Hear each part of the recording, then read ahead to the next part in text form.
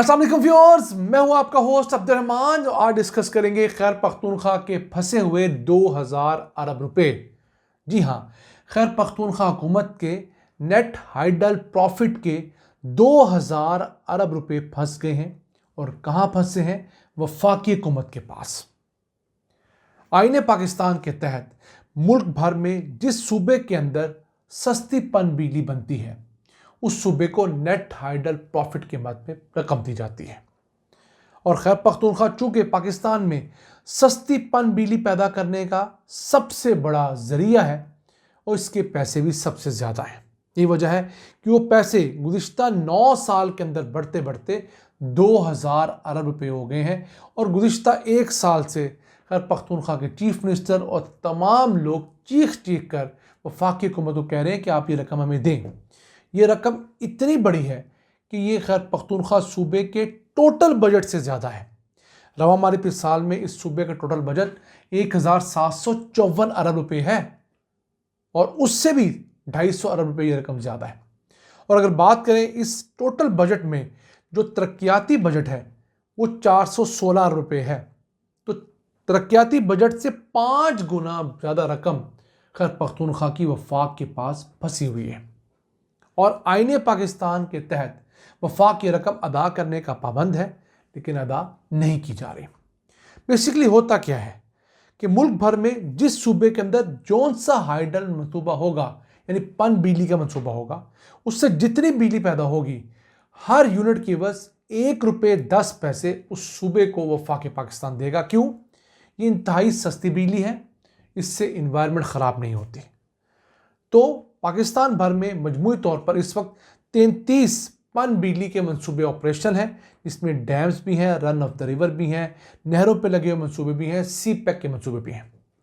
और मुल्क में पन बिजली से बिजली हासिल करने का टोटल इस वक्त इंस्टॉल्ड पोटेंशियल 11,519 मेगावाट है। यानी इतनी बिजली अगर हमारे दरियाओं में, नहरों में, डैमों में पानी हो तो हम पैदा कर सकते हैं, जिसे इंस्टॉल्ड कैपेसिटी भी कहते हैं। अब इसमें से 6,667 मेगावाट यानी 57% बिजली ऐसी है जो कि खैर पख्तूनख्वा के सूबे में बनती है। बाकी तमाम बिजली जो है वो गिलगित बल्तिस्तान, पंजाब, आज़ाद कश्मीर के अंदर बन रही है। तो 57% शेयर रखने की वजह से खैर पख्तूनख्वा हुकूमत के पास ये एक बड़ा सोर्स ऑफ इनकम है। ये 111 अरब रुपए सालाना के हिसाब से एडअप हो रहा है। इतने पैसे खैर पख्तूनख्वा को सस्ती बिजली पैदा करने की एवज मिलने चाहिए जो नहीं मिल रहे। कैसी बात है कि हमारी हुकूमतें IPPs को, महंगे ज़राए से बिजली पैदा करने हमारी तमाम इदारों को तो ईमानदारी से बिजली के बिल देती हैं, तमाम प्रॉफिट्स देती हैं, बैंकों के ड्यूज़ देती हैं, लेकिन अपने ही एक सूबे को तमाम हुकूमतें इग्नोर करती हैं। ये भी एक बड़ी वजह है पाकिस्तान के अंदर सस्ती पन बिजली को फ़रोग़ ना देने की। अब इतनी बड़ी रकम वफाकी हुकूमत कहती है कि हमारे पास देने की गुंजाइश नहीं है। उसके कुछ ऑल्टरनेट बताए जा रहे हैं कि आप बिजली के जो नर्ख हैं, यानी कि पन बिजली का जो एक नर्ख है 4 रुपये करीब, उसमें 1 रुपये का इजाफा करते हैं। हर साल तकरीबन 33-34 अरब यूनिट्स हम लोग पन बिजली से पैदा करते हैं।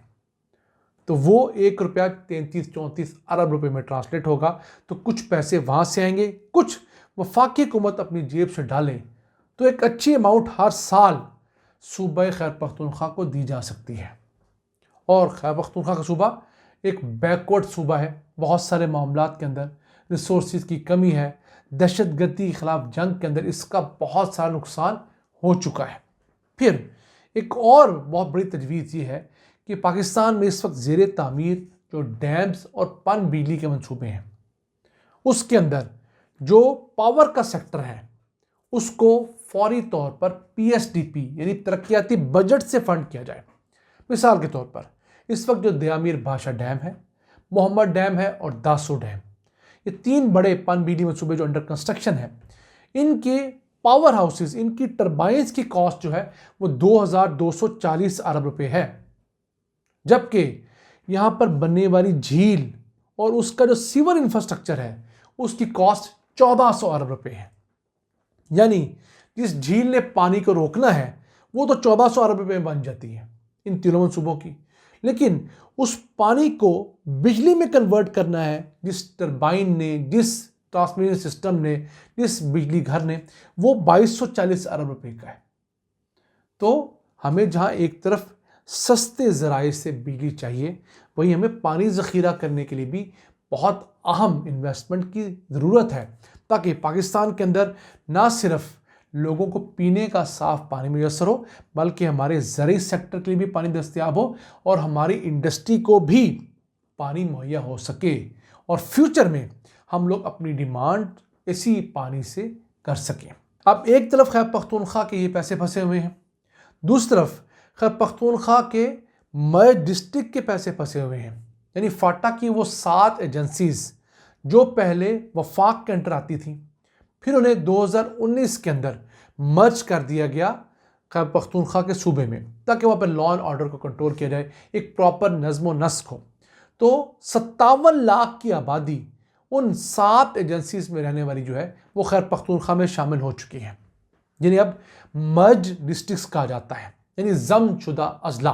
पहले एजेंसीज थी, अब वो अजला हैं, जैसे जनूबी वज़ीरिस्तान, शुमाली वज़ीरिस्तान, खैबर एजेंसी, ये तमाम के तमाम।